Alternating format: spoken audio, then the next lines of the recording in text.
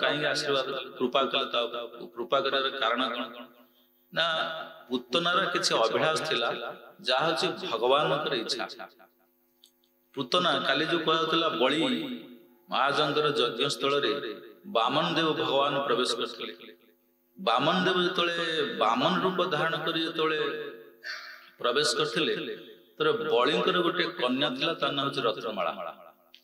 सी बामन देव भगवान रूप को दर्शन करके एते मुग्ध हो गला ता भीतर एक मातृत्व भाव एमती बुद्धि पाइला जे सी ता भीतर तार अंतरात्मा रे स्मरण कला कि जदि एई प्रकार मोर गोटे संतान होता ताहले मु मोर स्तन्यपान करी मोर मातृत्व को सफल करंत ये कामना करतला वो अंतर सहित कामना करतला तो भगवान अंतर्यामी बामन देव अंतर्यामी तो सी ता इच्छाटा पूर्ण करते किंतु परवर्ती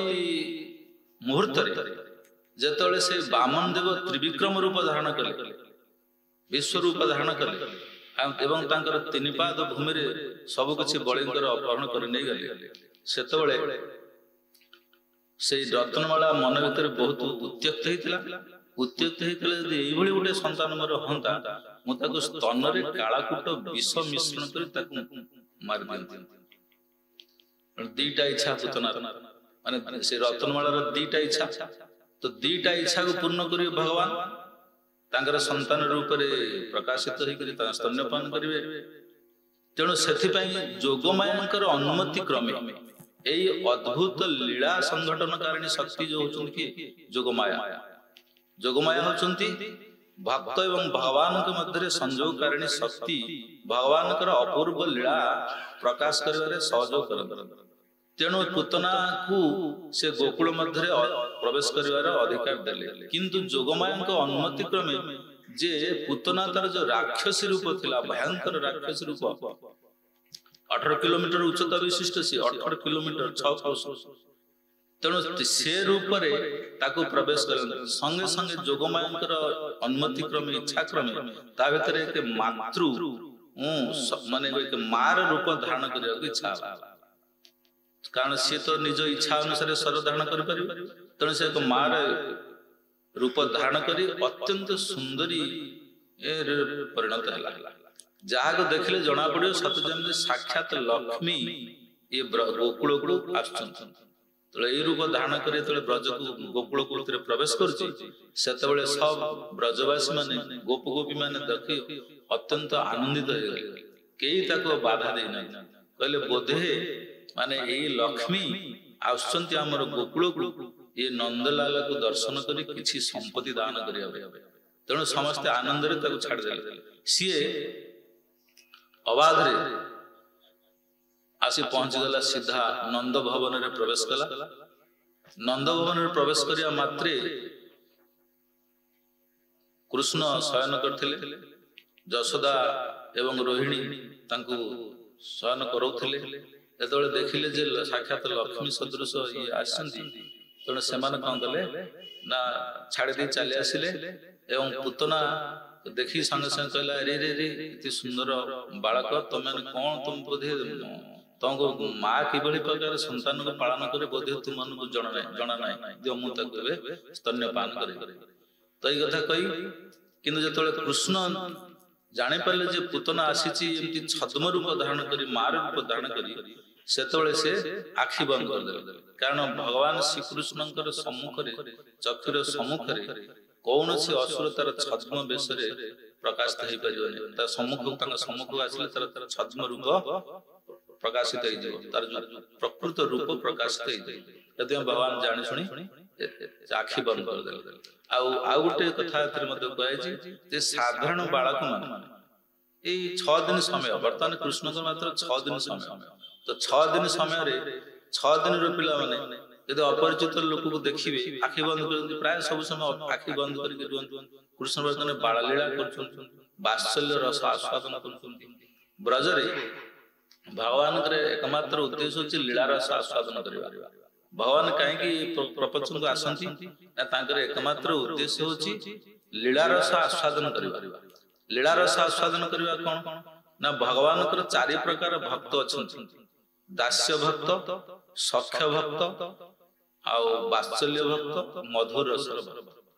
ଦାସ୍ୟ ଭକ୍ତ, ସଖ୍ୟ ଭକ୍ତ ସଖା ମାନେ ଅଛନ୍ତି, ବାସଲ ନନ୍ଦ ଯଶୋଦା ଅଛନ୍ତି ତାଙ୍କର ପିତା ମାତା, ଏବଂ ଗୋପୀ ମାନେ ଅଛନ୍ତି ମଧୁର ରସ ଆସ୍ୱାଦନ କରନ୍ତି। ଏଇ ଚାରି ରସକୁ ଆସ୍ୱାଦନ କରିବା ହେଲା ତାଙ୍କର ନିତ୍ୟ କର୍ତ୍ତବ୍ୟ କାମ। ସେଠି ଏ ଚାରି ଜଣ ଭକ୍ତ କୋଉଠି ଆସିଲେ ବ୍ରଜରେ ନା ସେ ତାଙ୍କର ନିଜ ସ୍ୱରୂପ ଶକ୍ତିରୁ,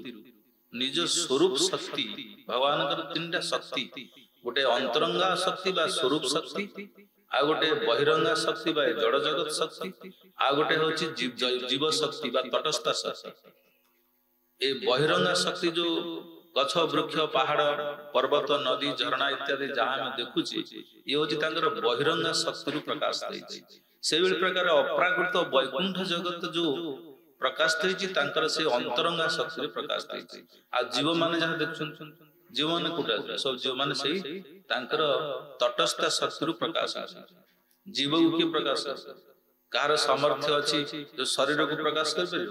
ଶରୀର ଭିତରେ ଯୋଉ ବୁଦ୍ଧି ଅଛି, ବୁଦ୍ଧି ଭିତରେ ଯୋଉ ଜ୍ଞାନ ସଂଗ୍ରହ, ଯୋଉ ବୁଦ୍ଧି ଦ୍ଵାରା ଜୀବ ଜ୍ଞାନ ସଂଗ୍ରହ କରୁଛି, ଯୋଉ ଜାଣିପାରୁଛି, ତାକୁ କିଏ ସେ ଶକ୍ତିଟା କିଏ ଦବ? କିଏ ଦେଇଛି? ଆମେ ଆମ ବୁଦ୍ଧି ଦ୍ଵାରା ଜ୍ଞାନ ସଂଗ୍ରହ କରୁଛୁ, ସବୁ ବୁଝୁଛେ ଜାଣୁଛେ, ସେ ଶକ୍ତିଟା କିଏ ଦେଇଛି? କୌଣସି ଦେବତା ଦେଇଛନ୍ତି ନା ମନୁଷ୍ୟ ସୃଷ୍ଟି କରିଛି? ଭାତ ଡାଲି ତରକାରୀ ଖାଇକିରି ବୁଦ୍ଧି ଭିତରେ ଜ୍ଞାନ ସୃଷ୍ଟି ହେଇଛି ନା ଭଗବାନ ହିଁ ଦେଇଛନ୍ତି। ମନ ଯୋଉ ବିଚାର କରୁଛି ନାନାଦି ପ୍ରକାର କଥା, ସଂସାରର ସମସ୍ତ କଥାକୁ ଯୋଉ ବିଚାର କରୁଛି, ସେ ବିଚାର କରିବାର ଶକ୍ତି ତ କିଏ ଦେଇଛି? ସବୁ ଭଗବାନଙ୍କ ଶକ୍ତି। ମନରେ ବିଚାର କରିବାର ଶକ୍ତି ଭଗବାନ ଦେଇଛନ୍ତି, ବୁଦ୍ଧିରେ ଜ୍ଞାନ ଶକ୍ତି ବି ଭଗବାନ ଦେଇଛନ୍ତି। ତେଣୁ ଭଗବାନ ଇନ୍ଦ୍ରିୟ ମାନେ ଯୋଉ କର୍ମ କାର୍ଯ୍ୟକ୍ଷମ ହଉଛନ୍ତି, ନାନାଦି ପ୍ରକାର କର୍ମ କରୁଛନ୍ତି। ଇନ୍ଦ୍ରିୟ ମାନେ ଚକ୍ଷୁ ଦେଖିପାରୁଛି, କାନ ଶୁଣି ପାରୁଛି, ହାତରେ କାର୍ଯ୍ୟ କରିପାରୁଛେ, ଏଇସବୁ ଯୋଉ ପଞ୍ଚ ଜ୍ଞାନେନ୍ଦ୍ରିୟ ପଞ୍ଚ କର୍ମେନ୍ଦ୍ରିୟ, ଏମାନଙ୍କୁ ଭିତରେ ଯୋଉ ଶକ୍ତି କିଏ ଦେଇଛି, କାର୍ଯ୍ୟକ୍ଷମ କରେଇଛି କି, ୟାଙ୍କୁ କାର୍ଯ୍ୟକାରୀ କରେଇଛି କି, କାହା ଦ୍ୱାରା, କାହାର ପ୍ରେରଣାରେ ଏମାନେ, କାହାଠାରୁ ଶକ୍ତି ସଂଗ୍ରହ କରି ଏମାନେ କାର୍ଯ୍ୟ କରନ୍ତି? କୌଣସି ମନୁଷ୍ୟର ସାମର୍ଥ୍ୟ ଅଛି?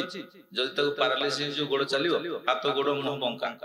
କାହିଁ ସେତେବେଳେ ଆଉ କାହାର ସାମର୍ଥ୍ୟ ନାହିଁ, ତାକୁ ସିଧା କରିପାରୁନୁ, ସେ ନିଜେ କରିପାରୁନି, ଅନ୍ୟ ଲୋକମାନେ କରିପାରୁନାହାନ୍ତି। ତେଣୁ ପ୍ରତ୍ୟେକଙ୍କ ଇନ୍ଦ୍ରିୟ ମାନଙ୍କ ଭିତରେ ଶକ୍ତି ଦେଇଛନ୍ତି ଭଗବାନ। ସେଥିପାଇଁ ଭଗବାନ ହିଁ ସବୁ କରୁଛନ୍ତି, ଭଗବାନ ହିଁ ସୃଷ୍ଟିକର୍ତ୍ତା, ପାଳନକର୍ତ୍ତା, ସଂହାରକର୍ତ୍ତା। ତେବେ ସେଇ ଭଗବାନ କୃଷ୍ଣ ଯେତେବେଳେ ଆଖି ବନ୍ଦ କରିକିରି ଶୟନ କରିଛନ୍ତି, ସେତେବେଳେ ପୂତନା ଆସିଲା, ଆସିକିରି ତାଙ୍କୁ ଉଠେଇ ନେଇଗଲା। କିନ୍ତୁ ସେ ବୁଝିପାରିଲାନି ଯେ ତାର ଯାହା ହାତରେ ତାର ବିନାଶ ହବ ସିଏ ଆଉ ସେଟା ବୁଝିପାରିଲାନି। ତ ସିଏ ତାଙ୍କୁ ସଙ୍ଗେ ସଙ୍ଗେ ଉଠେଇ ନେଇ, କିନ୍ତୁ ସେ ମାର ରୂପ ଧାରଣ କରିକି ଆସିଛି, ମାର ରୂପ ଧାରଣ କରିଛି,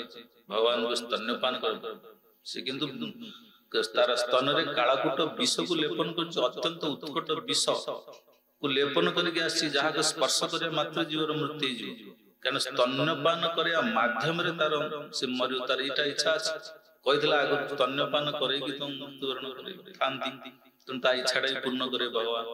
ତେଣୁ ସେ ଯେତେବେଳେ ଉଠେଇକିରି ସ୍ତନ୍ୟପାନ କରେଇଲା, ସେତେବେଳେ ଭଗବାନଙ୍କ ଭିତରେ ଅନନ୍ତ ଶକ୍ତି ଅଛି।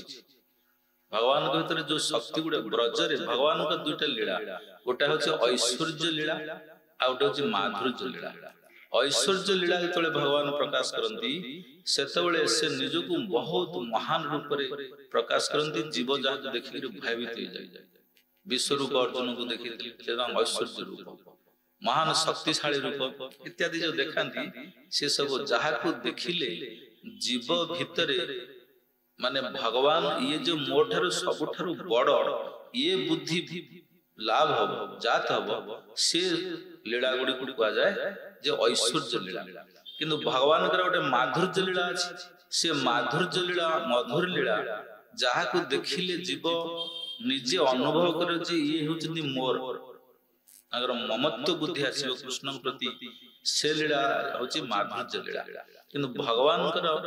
ଯୋଉ ଲୀଳା, ଭଗବାନ ଶ୍ରୀକୃଷ୍ଣ ବ୍ରଜରେ ବା ଗୋକୁଳରେ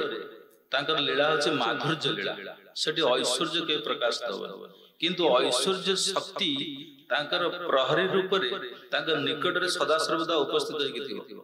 ଐଶ୍ୱର୍ଯ୍ୟ ଶକ୍ତିର ତିନୋଟି ବିଭାଗ ରହିଛି, ଗୋଟେ ହଉଛି ସର୍ବଶକ୍ତିମତା, ଗୋଟେ ହଉଛି ବିଭୂତ୍ୱ ଶକ୍ତି,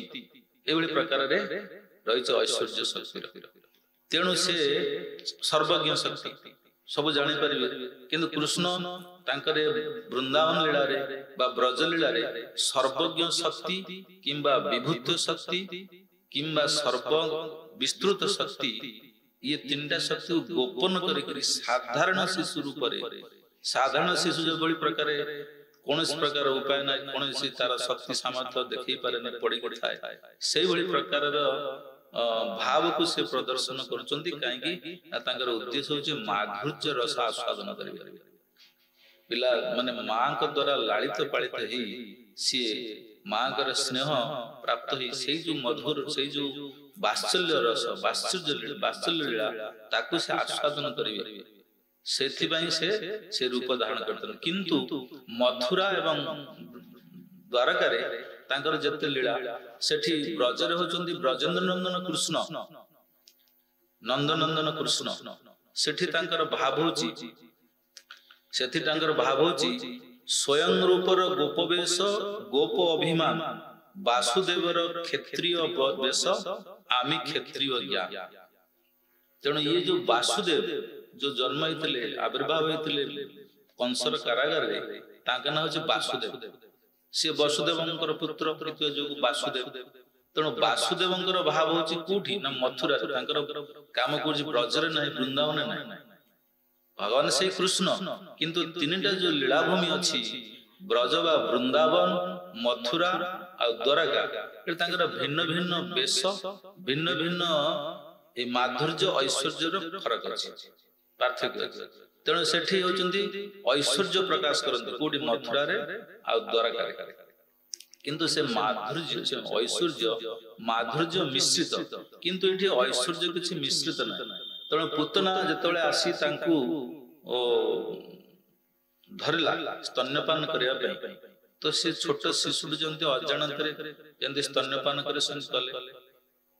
करबा समय रे तो सेतबेले तांका भितरे जो माने असुर मान को विनाश करियार जो शक्ति छपिक थिला कारण भगवान श्री कृष्ण तले आविर्भाव होंती सेतबेले सब जुगावतार माने गुणावतार जुगावतार सब अवतार माने तांको भगवान कर असंख्य अवतार गुणावतार लीलावतार जुगावतार मनंतर अवतार एबुल प्रकार अनेक अवतार अछि से समस्त अवतार तांको भितरे थांता तेणु तांकर जो कार्य जेतेबेले करियाकु पड़े सेही अवतार माने भगवान ठारू प्रकाशित हेई से कार्य करंती किंतु समस्तंकर अगोचर रे किंतु जणा जे कृष्ण कले बुझला कृष्ण कौन से असुरवध करते सेटा सब जुगावतार मान अन्य अवतार मानकर कार्य किंतु कृष्ण जो असुर बध कले कृष्ण कले किंतु जना पड़ला किंतु प्रकृति से सब अवतार मान तांके भीतर